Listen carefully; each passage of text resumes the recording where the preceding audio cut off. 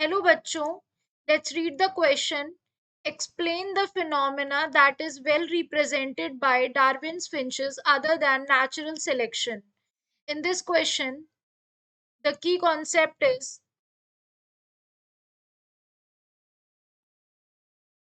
adaptive radiation.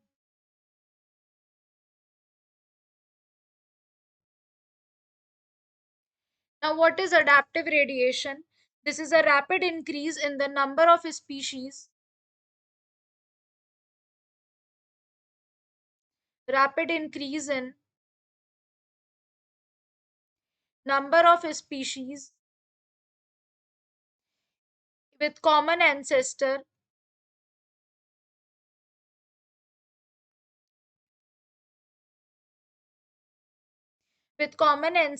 characterized by great ecological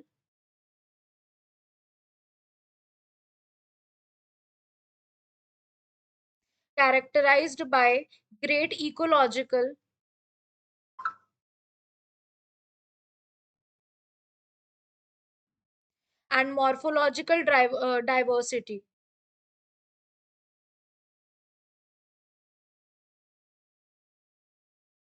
And morphological diversity जो driving force होती है इसके पीछे is the adaptation of organism to new ecological context. In this question हमसे क्या पूछा गया है? हमसे ये पूछा है दैट एक्सप्लेन द फिनोमेना जो क्या करता है, वेल रिप्रेजेंट करता है डार्विन्स फिंचेस को अदर देन नेचुरल सिलेक्शन को. So moving to the according to the question, actually Darwin's finches जो होती हैं, if we talk about the question, so Darwin's finches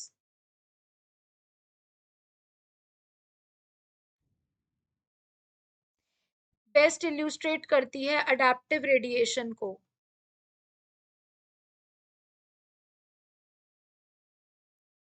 adaptive radiation को इसमें क्या होता है डार्विन्स फिंचेस में? बेसिकली जितनी भी the species all deriving from the common ancestor, जो स्पीशीज होती हैं ये डिराइव होती हैं कॉमन एंसेस्टर से,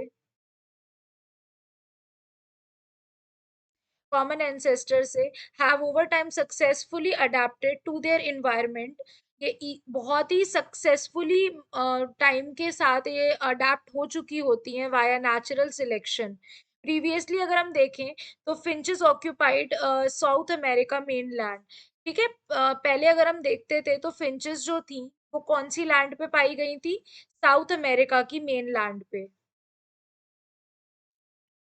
लेकिन उसके बाद उन्होंने मैनेज किया गैलापागोस आइलैंड में. उसके बाद उन्होंने कहा मैनेज किया? गैलापागोस आइलैंड में. फॉर ओवर 600 माइल्स अवे दूर था वो आइलैंड पे. ठीक है, they occupied an ecological niche with little competition. वहां पे उन्हें इकोलॉजिकल निश मिला with little competition. As the population begin to flourish, जैसे जैसे कंडीशंस मिलती गई और उनका जो पॉपुलेशन है वो ग्रो करता गया, इंट्रा स्पेसिफिक कंपटीशन फैक्टर बन गया. क्या बन गया? Intra specific competition. अब ये आया बीच में. And resources on the island were squeezed and could not sustain the population. Intraspecific competition जब बढ़ा तो resources कम पड़ने लग गए, वो population को sustain नहीं कर पा रहे थे. Due to the mechanism of natural selection, अब natural selection के mechanism में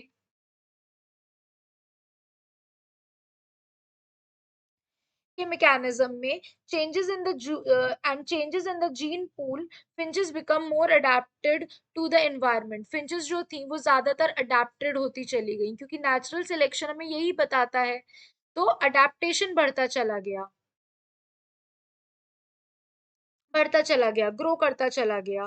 ओके, आफ्टर दैट कंपटीशन जैसे जैसे बढ़ता चला गया, फिंचेस ने मैनेज किया न्यू इकोलॉजिकल निश में that would present less competition, जहां उन्हें लेस कंपटीशन मिला एक नए निश में. And allow their genome to be continued, जहां पे उनके जीन्स कंटिन्यू ग्रो करते चले गए. Now, finches adapted to take advantage of various food resources. जहाँ भी उनको उस लैंड पे उनको जो फूड मिलता था वो उसको एडवांटेज की तरह यूज करते थे, which were being used by the species. Over the long term, the original finch species may have disappeared. और जैसे जैसे टाइम गुजरता चला गया, एक लॉन्ग टर्म के बाद क्या हो गया कि जो ओरिजिनल फिंच स्पीशी थी,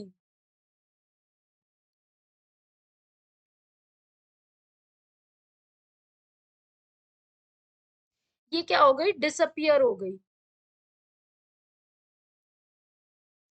ये डिसअपियर हो गई,